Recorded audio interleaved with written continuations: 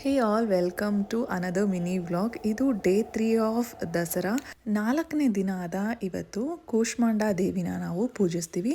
ಹಾಗೆ ಇವತ್ತಿನ ಕಲರ್ ಬಂದು ಯೆಲ್ಲೋ ಹಳದಿ ಅಂತೀವಲ್ಲ. ಸೊ ಹಾಗಾಗಿ ಇವತ್ತಿನ ದಿನನ ನಾನು ಕೇಸರಿ ಬಾತ್ನ ನೈವೇದ್ಯಕ್ಕೆ ದೇವಿಗೆ ಇಟ್ಟು ಬೆಳಗಿನ ಪೂಜೆ ಮಾಮೂಲಿಯಾಗಿ ಮಾಡಿಕೊಂಡೆ. ಇವತ್ತು ಸಂಜೆ ಪೂಜೆನ ಹೇಗೆ ಮಾಡ್ತೀನಿ ಅಂತ ನಿಮ್ಮ ಜೊತೆ ನಾನು ಶೇರ್ ಮಾಡ್ಕೊಳ್ತೀನಿ. ಬೆಳಿಗ್ಗೆ ಟಿಫನ್ನಿಗೆ ದೋಸೆ ಮತ್ತು ಆಲೂಗಡ್ಡೆ ಪಲ್ಯ ಮತ್ತು ಚಟ್ನಿನ ಮಾಡ್ಕೊಂಡಿದ್ದು. ಅದ್ರ ಜೊತೆಯಲ್ಲಿ ಏನಾದರೂ ಹಣ್ಣಿದ್ದೇ ಇರುತ್ತೆ, ಇಲ್ಲಾಂದರೆ ಒಂದು ಜ್ಯೂಸ್ ಆದರೂ ಇರುತ್ತೆ, ಹೆಲ್ತಿ ಡ್ರಿಂಕ್ ಥರ.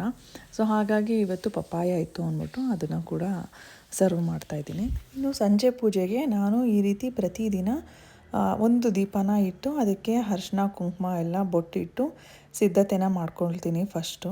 ಈ ರೀತಿ ಏನಾದರೂ ಪೂಜೆ ಮಾಡ್ತಾ ಇರುವಾಗ ಇಲ್ಲ ಪೂಜೆ ಮಾಡಾಗಿದ ತಕ್ಷಣ ಒಂದು ಒಳ್ಳೆಯ ವಿಷಯ ನಾವು ಕೇಳ್ಪಟ್ವಿ, ಇಲ್ಲ ಒಂದು ಏನೋ ಒಂದು ಪಾರ್ಸೆಲ್ ಬಂತು ಅಂದ್ರೂ ಸಾಕು, ಅದೇನೋ ಒಂಥರ ಖುಷಿಯಾಗುತ್ತೆ, ದೇವರೇ ನಮಗೆ ಕೊಟ್ಟು ಕಳಿಸಿದ್ದಾರೆ ಅಂತ.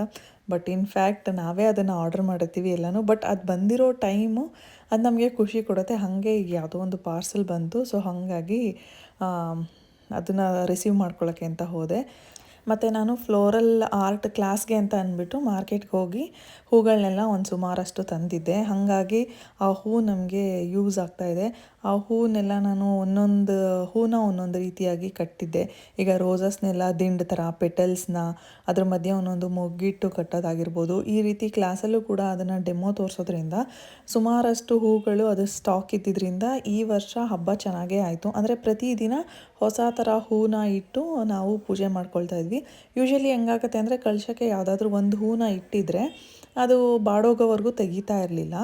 ಈ ಸಲ ಹೆಂಗಾಯಿತು ಅಂದರೆ ಸುಮಾರಷ್ಟು ಹೂಗಳಿರೋದ್ರಿಂದ ಪ್ರತಿದಿನವೂ ಒಂದೊಂದು ಹೂವಿನ ದಿಂಡನ್ನ ಕಳ್ಸೋಕ್ಕೆ ಇಡೋ ಥರ ಆಯಿತು. ಅದಂತೂ ತುಂಬ ಖುಷಿ ಆದ ವಿಚಾರ ನನಗೆ. ಈ ದಸರಾ ಅಷ್ಟು ದಿನ ಹೆಂಗಾಗುತ್ತೆ ಅಂದರೆ ಫಸ್ಟ್ 1-2 ಡೇಸ್ ನಿಧಾನಕ್ಕೆ ಹೋಗುತ್ತೆ, ಅದಾದಮೇಲಂತೂ ಸಖತ್ ಫಾಸ್ಟಾಗಿ ಹೋಗುತ್ತೆ ಅನಿಸುತ್ತೆ.